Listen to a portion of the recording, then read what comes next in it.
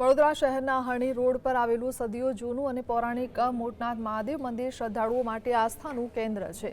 અહીં બિરાજમાન ભગવાન શિવનું શિવલિંગ અત્યંત સ્વયંભૂ હોવાની માન્યતાના કારણે શ્રાવણ માસ દરમિયાન વડોદરા જ નહીં પરંતુ આસપાસના વિસ્તારોમાંથી પણ મોટી સંખ્યામાં ભક્તો ઉમટી પડે છે।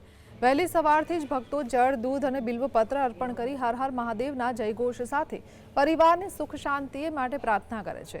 પૌરાણિક પરંપરાઓથી જોડાયેલું આ પવિત્ર ધામ ભક્તો માટે માત્ર ધાર્મિક સ્થળ નહીં પરંતુ આધ્યાત્મિક શાંતિનો અનુભવ કરાવતું કેન્દ્ર છે। અહીંનો મહિમા સૌથી અલગ છે। અહીંયા પાંડવો પણ પોતે શિવલિંગે પ્રસ્થાપિત કર્યું છે એવું કહેવાય છે। સાથે વડોદરા શહેરમાં નવનાથની નગરી છે। નવનાથની નગરીમાં સૌથી મોટા મોટનાથ મહાદેવ છે અને જ્યારે પણ નવનાથ યાત્રા નીકળે છે ત્યારે અહીંયા નવનાથ યાત્રા અહીંયા થઈને જાય છે।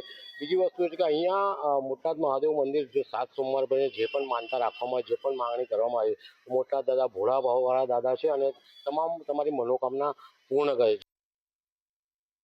પવિત્ર શ્રાવણ માસમાં લોકો સવારથી 5 વાગ્યાના ઊભા રહે છે અને ભગવાનની સેવા, પૂજા, જળાભિષેક, અર્ચના કરે છે અને એમની ઈચ્છા પૂર્ણ કરે છે।